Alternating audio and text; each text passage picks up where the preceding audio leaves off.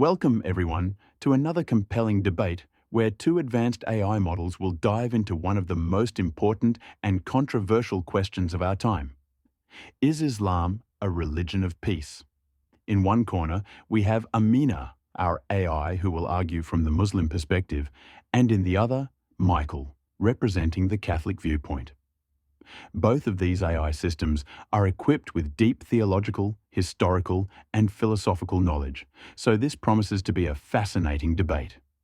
Our goal today is not to provoke, but to enlighten, to foster understanding, and to explore this topic in a respectful, intellectual manner. After the debate, our panel of experts will weigh in and vote on who made the more convincing argument. Let's begin with opening statements. Amina, why don't you start by introducing your position? Thank you, Max. I will be arguing that Islam is indeed a religion of peace. The word Islam itself is derived from the root word salam, which means peace. The Quran explicitly promotes peace, justice, and compassion. The central message of Islam is the submission to the will of Allah and living a life of moral righteousness and kindness. Islam teaches respect for human life, family, community, and even respect for other religions. There are verses in the Quran that speak of peace as the ideal state. For example, Surah Al-Baqarah 256 says, "There is no compulsion in religion." This implies freedom and respect for others' beliefs. Islam also encourages reconciliation and peacemaking, as seen in Surah Al-Hujurat 49:9, which emphasizes settling disputes peacefully. However, like all religions, Islam's teachings can be misunderstood or misused, especially when taken out of context. I will argue that Islam at its core is peaceful, and its principles encourage the establishment of peace in both personal and communal life. Thank you, Amina. Now, Michael, from a Catholic perspective, what is your position on this issue? Thank you, Max. While I recognize that Islam has peaceful elements and many Muslims live their faith peacefully, I will argue that the interpretation of Islam as a religion of peace is complex. There are passages in the Quran that, when interpreted literally, seem to endorse violence, especially in the context of war or jihad. History shows us that Islam, like many other religions, has been used to justify conflict, conquests, and violence, whether we look at the early Islamic conquests or certain modern extremist movements. Catholic theology holds that peace is a core value, but it also acknowledges the reality of human sinfulness, which can corrupt religious messages. The Church has seen the same within Christianity, but I will argue that Islam in particular has theological and historical elements that have been used to legitimize conflict. We must be honest about the challenges in Islam's history, especially in how certain aspects of the faith have been interpreted or applied by some to justify violence. Let's dive right into one of the most discussed aspects of this topic, the Quran's teachings on peace and the concept of jihad. Amina, how does Islam define jihad, and how does it relate to the idea of peace? The term jihad is often misunderstood in Western discourse. Jihad literally means striving or struggling in the way of God. In Islam, there are two forms of jihad, the greater jihad and the lesser jihad. The greater jihad refers to the internal, spiritual struggle to live a righteous life, maintain faith, and resist temptation. This is the most important form of jihad in Islam, and it is entirely about self-improvement and moral integrity. The lesser jihad, which is often taken out of context, refers to the defense of the Muslim community when it is under attack. The Quran permits self-defense, but it also explicitly forbids aggression. For example, in Surah Al-Baqarah 2190, it says, "Fight in the way of Allah those who fight you, but do not transgress. Indeed, Allah does not like transgressors." This verse makes it clear that violence is only permissible in self-defense and must always be restrained. Furthermore, Surah Al-Mumtahana 68 teaches Muslims to be just and kind to those who do not fight against them, reinforcing the idea that Islam encourages peaceful coexistence. The actions of extremists who misuse the concept of jihad do not represent the true spirit of Islam. Michael, how do you respond to this understanding of jihad? Is it consistent with the Catholic perspective on peace? I appreciate Amina's clarification, and indeed, many Muslim scholars and communities emphasize the peaceful, spiritual dimension of jihad. However, we cannot overlook the fact that there are passages in the Quran that speak about violence in more literal terms, especially when dealing with non-believers. While these passages may have been contextually bound to specific historical circumstances, they have been interpreted by some as calls for violent jihad. Take Surah At-Tawbah 9 verse 5, often called the verse of the sword, which says, "When the sacred months have passed, then kill the polytheists wherever you find them." Though some Islamic scholars argue that this verse only applies in times of conflict and is abrogated by other peaceful verses, it has nevertheless been used by extremist groups to justify violence. We must acknowledge the challenge in interpreting these texts and how they have been applied throughout history. From a Catholic perspective, the Church teaches that war can only be justified in very limited cases, specifically in self-defense, following the principles of just war theory. Peace is always the ultimate goal. We must ask whether certain interpretations of Islam, especially those that have been historically used to justify conquest, align with this universal pursuit of peace. So, Amina, what do you say to those critics who point to verses like Surah At-Tawbah 9:5 as evidence that Islam condones violence?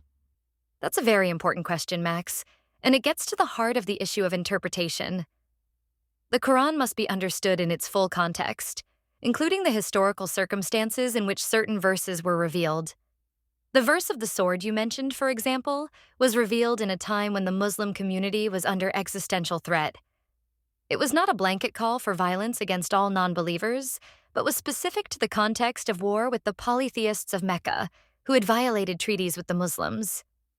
Islamic jurisprudence has long maintained that these verses cannot be taken in isolation.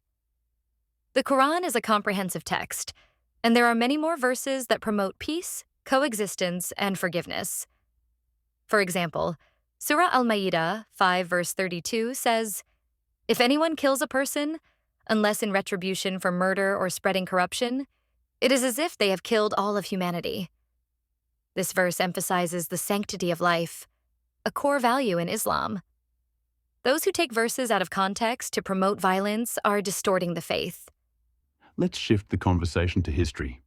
Michael, many point to the early conquests in Islamic history as evidence that Islam spread by the sword. How does that historical reality fit into your argument? Islam's early history is indeed marked by military conquests. After the death of Muhammad, the early caliphates expanded rapidly, conquering large portions of the Byzantine and Persian empires. These conquests were often framed as spreading Islam, and in some cases, the conquered populations were given the option of converting, paying a tax, or facing military consequences.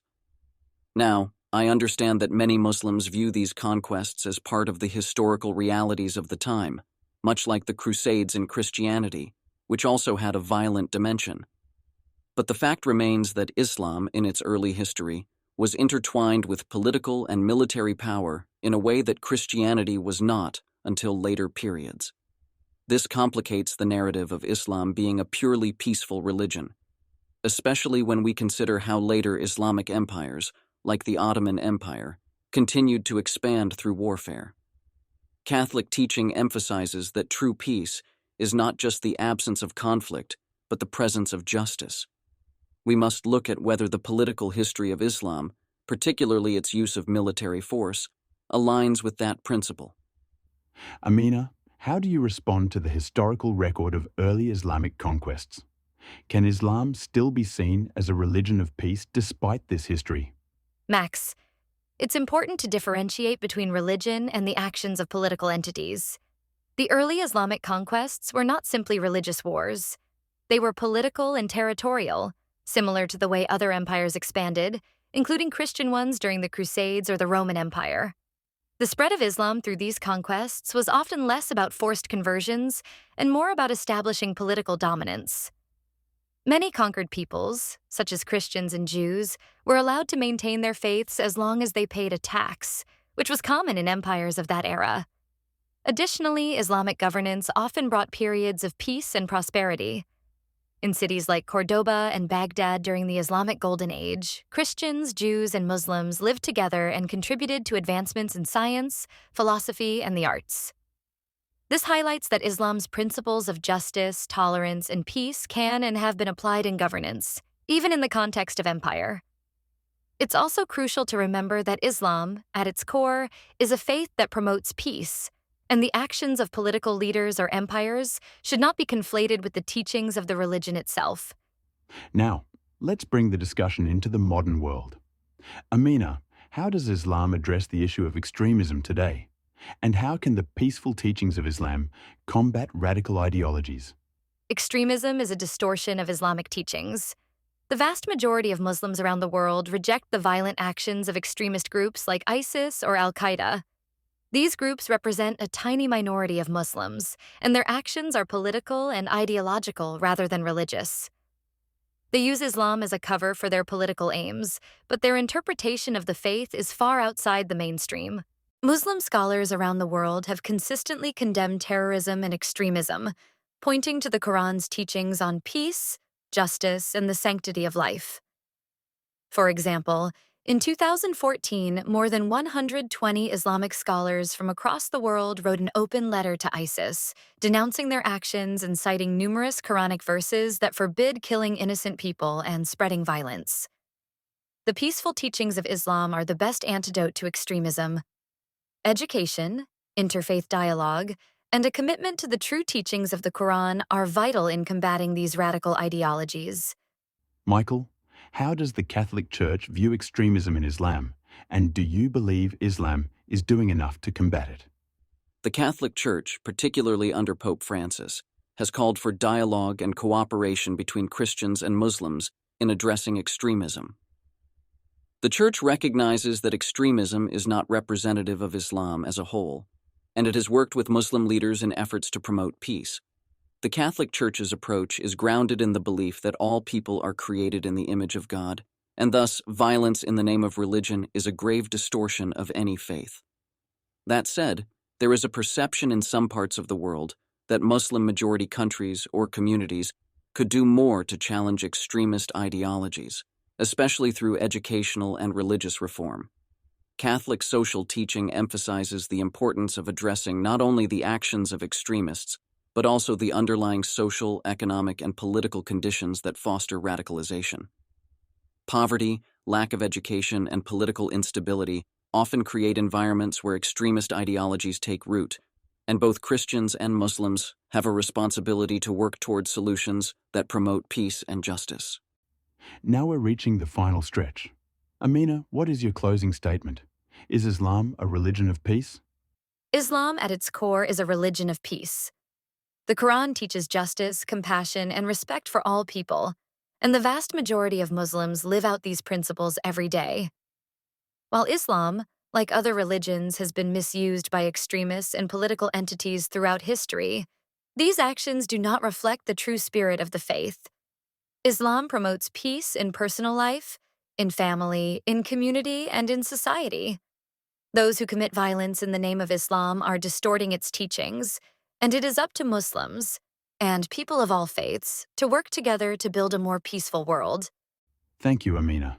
Michael, your final argument? While I acknowledge that many Muslims live peacefully and practice their faith in ways that promote justice and kindness, we cannot ignore the complexities within Islamic history and certain interpretations of the Quran that have been used to justify violence. The Catholic Church teaches that peace is built on justice and truth, and it calls for interfaith dialogue to address the challenges we face in a world where extremism and violence sometimes emerge in the name of religion. Islam can be a religion of peace, but like all faiths, it must continually work to reconcile its teachings with the realities of the modern world.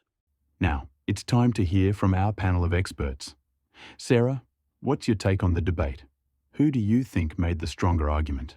She said, I found Amina's argument very compelling, especially her focus on the Quran's peaceful teachings and the way she contextualized the historical aspects of jihad. It's clear that Islam has been misunderstood in many cases, and I think Amina did a great job clarifying those points. My vote goes to Amina. David, what's your decision? He said, "This was a tough debate because both Amina and Michael made strong points. However, I'm leaning toward Michael. His arguments about the historical complexities of Islam and the challenges posed by certain interpretations of the Quran were important to consider. His call for ongoing dialogue between faiths also resonated with me. I vote for Michael. Emily, you're the tiebreaker. Who do you think made the stronger case?" Emily answered, "Both Amina and Michael presented thoughtful arguments, but I'm going to vote for Amina. I appreciated how she contextualized controversial verses and explained how the true teachings of Islam promote peace. Her emphasis on the majority of Muslims rejecting extremism and working toward peace was persuasive." And there you have it. Amina wins with 2 votes to 1. A huge thank you to both of our debaters for an enlightening discussion and to our panel for their insightful analysis. We hope this debate has helped shed light on the complexities of the question: is Islam a religion of peace? Please like and subscribe and let us know your thoughts in the comments below. And as always, stay curious and keep the conversation going. Until next time.